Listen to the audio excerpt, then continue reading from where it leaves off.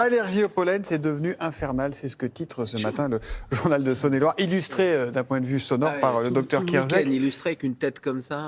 Vous êtes sujet à ça? Ah oui. Oui, il n'arrête pas d'éternuer depuis ce matin. Oui, c'est vrai. Et c'est aussi, ça a des conséquences. C'est les conjonctivites. Moi, je ne savais pas que ça pouvait être aussi allergique, les conjonctivites. Et il y en a beaucoup en ce moment, des conjonctivites. Exactement, un peu, vous savez, les yeux rouges, un peu comme la myxomatose avec les lapins. La myxomatose, ça n'a rien à voir et ça n'atteint pas l'humain. C'est juste pour les lapins. Mais quand on regarde la carte de France des pollens, alors c'est pas celle de la météo, mais c'est celle des pollens, elle est écarlate. Tout est rouge, donc le risque est très élevé. Le risque d'allergène au pollen, il est parti du pourtour méditerranéen, il est remonté. Et, vive le Finistère quand même. Hein. Oui, vive le Finistère. Alors, il est moyen, il n'est pas complètement nul. Le risque, il est moyen. Et puis, en fonction de vos sensibilités, et puis en fonction de la pollinisation, il y a tel ou tel pollen qui va être plus sensibilisant ou plus allergisant que d'autres. Et un des symptômes, alors évidemment, on a la gorge qui gratte, on éternue, mais on peut avoir aussi la conjonctivite, c'est-à-dire les yeux rouges et alors souvent des deux côtés, évidemment, parce que c'est allergique, donc il n'y a pas de raison qu'il y ait plus un œil que l'autre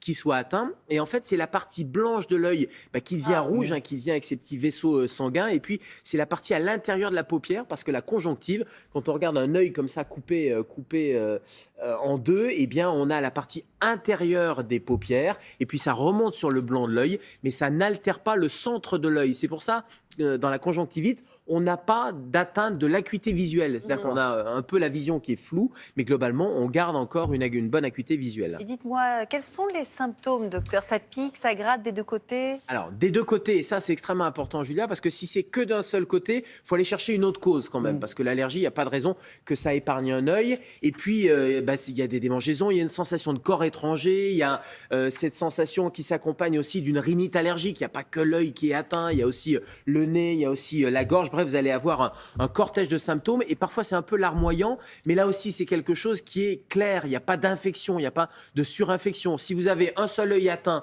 et que c'est larmoyant, un peu purulent, là c'est autre chose. C'est une conjonctivite bactérienne par exemple. Et d'ailleurs dans les signes ou dans les symptômes qui doivent alerter, qui doivent faire consulter et qui ne sont pas des symptômes de conjonctivite allergique, il y a la présence d'un corps étranger, ou si vous avez pris quelque chose dans l'œil et après l'œil devient rouge, ça c'est pas une conjonctivite allergique et il faut consulter, parce que parfois il y a encore le corps étranger à l'intérieur.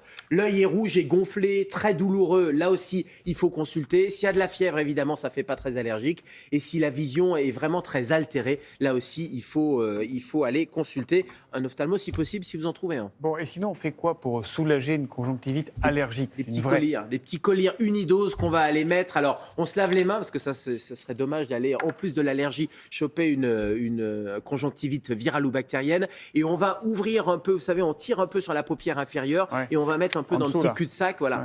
On va mettre un petit peu dans le cul-de-sac, la tête en arrière, devant un miroir, et on met une petite goutte dans le creux. Et puis si vraiment ce sont des symptômes qui sont très importants, il y a les antihistaminiques aussi, non seulement locaux, mais les antihistaminiques par la bouche. Et puis en fonction de vos symptômes, vous allez consulter votre médecin, parce que ça peut se transformer en asthme, mais on l'avait dit, tout ce qui est rhinite allergique, il ne faut pas le négliger, allez voir un allergologue. Et puis on évite les choses toutes bêtes, on évite de tondre le gazon, d'ouvrir les fenêtres quand on roule en voiture. On est en pleine saison de pollinisation, on va essayer de s'isoler. Okay. Pas de chien, vous avez une patte de chien, quoi, ça fait une patte de chien. Il faut éviter les animaux, il faut éviter le tabac, il faut éviter les tapis, bien sûr, tout ce qui va être un peu allergisant, les acariens. Il n'y a pas que les pollens, il y a aussi les acariens. Ok. Merci beaucoup, docteur Kierzek.